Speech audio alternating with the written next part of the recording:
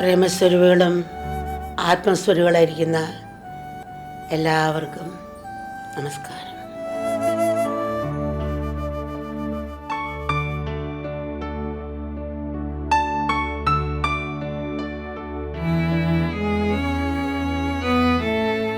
ജ്ഞാനസ്വരൂപനായ ശിവൻ സ്വഭാവമായി തന്നെ വിരക്തനും വൈരാഗിയുമാണ്. എന്നാൽ അസുരബാധയിൽ നിന്നും ലോകത്തെ രക്ഷിക്കേണ്ടതായി വന്നപ്പോൾ ഭഗവാൻ പാർവതിയെ സ്വീകരിച്ചു. പാർവതി തപസ്സിൻ്റെയും പ്രേമത്തിൻ്റെയും മൂർത്തിയാണ്. അങ്ങനെ ശിവകുടുംബം ജ്ഞാനത്തിൻ്റെയും വൈരാഗ്യത്തിൻ്റെയും തപസ്സിൻ്റെയും കാരുണ്യത്തിൻ്റെയും മാതൃകയായി തീർന്നു. എല്ലാ ഗ്രഹശാസ്ത്രങ്ങൾക്കും ഇതൊരു സന്ദേശം നൽകുന്നു. ഭാര്യയും കുഞ്ഞുങ്ങളെ സ്നേഹപൂർവ്വം സംരക്ഷിക്കണം. തൻ്റെ ഒരു ധർമ്മമാണെന്ന് വെച്ച് അവർക്ക് ചെയ്യേണ്ടതെല്ലാം ചെയ്യണം. നമ്മുടെ ധർമ്മം, ഒരു ബാങ്ക് മാനേജർ അവിടെ ജോലി ചെയ്യുന്നു, കോടിക്കണക്കിന് രൂപയെങ്കിലുണ്ട്. ധാരാളം പേര് ലോണ് വേണ്ടി വരും. അവരോരോ സമ്മാനം കൊണ്ടൊക്കെ വരും, കൈക്കൂലിയും കൊണ്ടുവരും. പക്ഷെ ഇതും പ്രമാണമൊന്നും നോക്കി അതിൻ്റെ വേണ്ട ലോൺ എടുക്കാമെന്ന് എന്തെങ്കിലും മൂല്യം അവർക്കുണ്ടോ, ഇത് തിരിച്ച് കിട്ടുമോ എന്ന് നോക്കാതെ കൊടുത്താൽ എങ്ങനെയായിരിക്കും? അപ്പോൾ അതുകൊണ്ട് അതെല്ലാം നോക്കിയിട്ടേ കൊടുക്കുകയുള്ളൂ. പക്ഷേ അദ്ദേഹത്തിന് അറിയും, വരുന്ന സ്നേഹം കാണിക്കുന്നവരും എൻ്റെ ബന്ധുവല്ല, ഒരു കാര്യസാധ്യത്തിന് വരുന്നതാണ്. ഈ പണവും എൻ്റെ സ്വന്തമല്ല, എൻ്റെ സ്വന്തം എൻ്റെ വീട്ടിലുള്ള മക്കളും ഭാര്യയുമാണ്. അതുകൊണ്ട് എനിക്ക് ഒരു ധർമ്മമുണ്ട്. ധർമ്മം അനുസരിച്ച് കർമ്മം ചെയ്യുക. ഈ പണത്തോടെ അയാൾ ബന്ധിക്കുന്നില്ല, എന്നാൽ ജോലി ചെയ്തിരിക്കുന്നില്ല, വരുന്നവരോട് ബന്ധിക്കുന്നില്ല. തൻ്റെ ധർമ്മം അനുസരിച്ച് അവർക്ക് വേണ്ട ചെയ്തു കൊടുക്കുന്ന. അതുപോലെ ലോകത്ത് ജീവിക്കുമ്പോൾ എൻ്റെ ധർമ്മമാണിതൊക്കെ, കുഞ്ഞുങ്ങളെ നോക്കേണ്ടതെല്ലാം. പക്ഷേ ഉള്ളിൻ്റെ ഉള്ളിൽ അവരെ വളർത്തി വിടുക എന്നല്ലാതെ നമ്മളവരോട് പ്രതീക്ഷ വയ്ക്കുകയോ ചെയ്യാണ്ട് പരമാത്മബോധത്തെ ഉണർത്തിക്കൊണ്ടുവന്ന് അവർക്കും ഗുണമുണ്ട്, നമുക്കും ഗുണമുണ്ട്. ട്രെയിനകത്ത് കയറിയാലും തലയിൽ ഭാരം വെച്ചുകൊണ്ട് കരയുന്നവരാണ് നമ്മളെല്ലാം. തലയിൽ ഭാരം വെച്ചാലും തറയിൽ വെച്ചാൽ ട്രെയിനാണ് വഹിക്കേണ്ടത്. അപ്പോൾ നമ്മൾ ഈ ഭാരം ചുമക്കുകയും അതുകൊണ്ട് കരയും ചെയ്തിട്ട് യാതൊരു ഫലമില്ല. അവിടെ തിരിച്ചാണ് നടന്ന് കാണുന്നത്.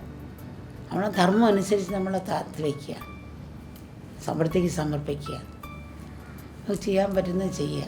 ഒരു ജീവിതത്തിൽ പോകുന്ന സമയം കിട്ടുകയില്ല, അത് മനസ്സിലാക്കി.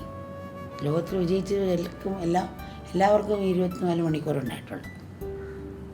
അപ്പോൾ അതുകൊണ്ട് നമ്മൾ സമയങ്ങൾ ഉപയോഗപ്പെടുത്തണം. കുറച്ച് തമാശ പറയാം, ചിരിച്ച് സന്തോഷിക്കും. വെറും അതിൽ മാത്രം മറ്റുള്ളവരെ കളിയാക്കി പൊട്ടിച്ചിരിച്ചുകൊണ്ടിരിക്കാതെ തൻ്റെ വെടിത്ത ഓർത്ത് പൊട്ടിച്ചിരിക്കുക, എല്ലാം മറന്ന് പൊട്ടിച്ചിരിക്കുക. ആ ചിരിക്ക് അത് നല്ല സന്ദേശമാണ് നമുക്ക്. അനാരോഗ്യം ഉണ്ടാകും. പിന്നെ ഉപരിയായി പറ്റുന്നത് മറ്റുള്ളവർക്ക് അവരുടെ ദുഃഖം എന്തെങ്കിലും പറഞ്ഞു കഴിഞ്ഞാൽ ഒരു നിമിഷം സമയമുണ്ടെങ്കിൽ കേൾക്കുക. പക്ഷെ അവർക്കൊരു കാര്യമുണ്ട്, എപ്പോഴും പിന്നെ ദുഃഖം പറഞ്ഞുകൊണ്ടിരിക്കുന്നവരുണ്ടാകും. തലവേദന എന്ന് പറയും, നമ്മൾ കേൾക്കാൻ നിൽക്കും. അവസാനം അവരുടെ തലവേദന തീർന്നാൽ പിന്നെ നമുക്ക് തലവേദനയാകും. അപ്പോൾ ഇതാണ് പലരുടെയും സ്വഭാവം. അപ്പോൾ കുറച്ച് നല്ല സത്സംഗം അവർക്ക് പറഞ്ഞു കൊടുക്കണം. ആദ്യം അവരുടെ ക്ഷമിച്ച് കേൾക്കുക, പിന്നെ അവർക്ക് എന്തെങ്കിലും സത്സംഗം പറഞ്ഞു കൊടുക്കണം. അങ്ങനെ ആകുമ്പോൾ അവർക്കൊരു വൈരാഗ്യം കിട്ടും. നമ്മളൊന്നും വളരത്തില്ല. ലോകത്ത് ജീവിക്കാൻ ലോകം നമ്മുടെ ഉള്ളിൽ വരാൻ അനുവദിക്കരുത് എന്ന് പറയുന്നത് അതുകൊണ്ടാണ്. ശിവൻ്റെ 2 വിരുദ്ധ ഭാവങ്ങൾ നമ്മൾ ശ്രദ്ധിക്കേണ്ടതുണ്ട്. ഒന്നവിടുന്ന് ധ്യാനസ്ഥിതനാണ്, സമാധിമഗ്നനാണ്. എപ്പോഴും ധ്യാനനിരതനായിരിക്കുന്ന ഒരു ഭാവത്തെയാണ് ശിവൻ്റെ ഫോട്ടോ എന്തൊക്കെ കണ്ടാലും കാണുന്നത്. എന്നാൽ നടരാജഭാവത്തിൽ എപ്പോഴും അവിടുന്ന് താണ്ഡവ നൃത്തമാടുന്നതായിട്ടുണ്ട് വേറൊരു ഭാവം. ആ കർമ്മത്തെയും ധ്യാനത്തെയും എങ്ങനെ യോജിപ്പിക്കണമെന്നുള്ള സന്ദേശമാണ് ഇതിലൂടെ നമ്മൾ മനസ്സിലാക്കേണ്ടത്. യോഗ കർമ്മസ് കൗശലം എന്നാണല്ലോ ഗീതാവാക്യം. നിസ്സംഗനും ആത്മനിഷ്ഠനായവനും ഏറ്റവും നന്നായി കർമ്മം ചെയ്യാൻ കഴിയും. ആ കർമ്മം അവനെ ബന്ധിക്കുകയില്ല. ശിവൻ ചന്ദ്രകല ചൂടിയവനാണ്. ഈ പൂർണ്ണയന്ത്രൻ ക്ഷയിച്ച് അത് തീർന്നിട്ട് ചന്ദ്രക്കല വീണ്ടും പൂർണ്ണയന്ത്രനാകുന്നു. അതിനാണ് ഒരു മാസം നമ്മൾ പറയുന്നത്. അതിനാൽ ചന്ദ്രക്കല കാലത്തിൻ്റെ പ്രതീകമാണ്. കാലമാകട്ടെ മനസ്സിൻ്റെ സൃഷ്ടിയാണ്. അങ്ങനെ നോക്കുമ്പോൾ ശിവരാത്രി അടുക്കുന്തോറും ചന്ദ്രക്കല ചെറുതായി വരുന്നത് മനോനാശത്തെ സൂചിപ്പിക്കുന്നു. മനസ്സ് പൂർണ്ണമായി അടങ്ങിയാൽ ആത്മബോധം തെളിയും. ശിവോഹമെന്ന് ബോധിച്ച ജീവൻ ശിവസ്വരൂപമായി മാറും. സൃഷ്ടിസ്ഥിതി സംഹാരം നടത്തുന്ന മൂർത്തികളിൽ ശിവൻ സംഹാരമൂർത്തിയാണെന്ന് പറഞ്ഞല്ലോ. സംഹാരം 2 തരമുണ്ട്. ബാഹ്യവും ആന്തരികവും. ബാഹ്യപ്രപഞ്ചത്തെ മാത്രമല്ല, ഉള്ളിലെ വാസനകളെ അഹങ്കാരത്തെയും കൂടെ അതിനെ സംഹരിക്കുന്നു. അതിനാൽ ഭഗവാന്റെ സംഹാര താണ്ഡവം യഥാർത്ഥത്തിൽ മംഗളകരമായ ഒന്നാണ്. അവിടുത്തെ പാദങ്ങളിൽ ഞെരിഞ്ഞമരുന്ന അവസ്മാര പുരുഷൻ അജ്ഞാനത്തിൻ്റെ തന്നെ പ്രതീകമാണ്. ഗുരുഭാവത്തിൽ കാമഹാരിയായി അവിടുന്ന് ശിഷ്യഹൃദയത്തിലെ മലിനവാസനകളെയും അജ്ഞാനത്തെയും നശിപ്പിക്കുന്നു. വിശപ്പും ദാഹവും നാക്കിൻ്റെ രുചിയും ഉറക്കവും ഇതിനെ ജയിക്കുക എന്നുള്ളത് മനുഷ്യന് പ്രയാസമുള്ള കാര്യമാണ്. ശരീരബോധത്തെ ജയിക്കാനുള്ള ആദ്യത്തെ പടിയാണത്. ഈശ്വര സ്മരണയിൽ അവയെ ത്യജിക്കുവാൻ ശിവരാത്രി നമ്മളെ ഓർമ്മപ്പെടുത്തുന്നു. ആത്മാർപ്പണ ബുദ്ധിയുടെ അഹങ്കാരമില്ലാതെ ശിവരാത്രി അനുഷ്ഠിക്കുവാൻ എല്ലാം നമുക്ക് കഴിയട്ടെ. ശിവരാത്രിയിൽ ശിവനെ ആരാധിക്കുന്നതോടൊപ്പം അവിടുന്ന് നമുക്ക് നൽകുന്ന സന്ദേശം ഹൃദയത്തിൽ ഏറ്റുവാങ്ങാൻ കഴിയട്ടെ. ഭഗവാൻ കാണിച്ചു തന്ന നല്ല മാതൃക ഉൾക്കൊള്ളാൻ നമുക്ക് ശ്രമിക്കാം. തെറ്റിൽ നിന്ന് ശരിയിലേക്കും അധർമ്മത്തിൽ നിന്ന് ധർമ്മത്തിലേക്കും അജ്ഞാനത്തിൽ നിന്നും ജ്ഞാനത്തിലേക്കും ഗമിക്കുവാൻ ശിവരാത്രി നമുക്കെല്ലാവർക്കും പ്രചോദനം ഏകട്ടെ. ശക്തി ഉണ്ടാകാൻ നമുക്കെല്ലാവർക്കും കൃപ അനുഗ്രഹിക്കട്ടെ.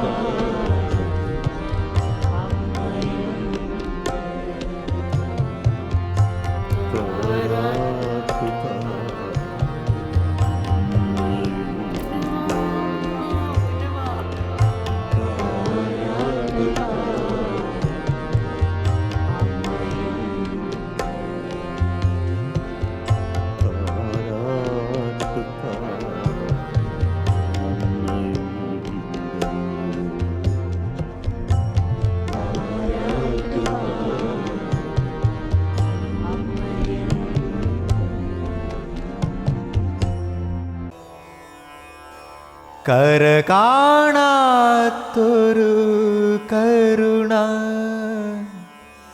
അലയിളകും നൻപിൻ പെരുമ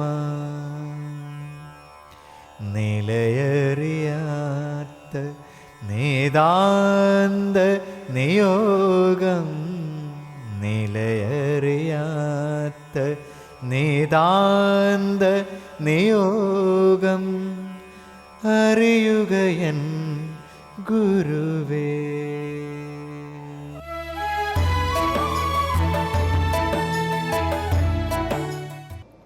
I remember an incident which took place in mid-1982.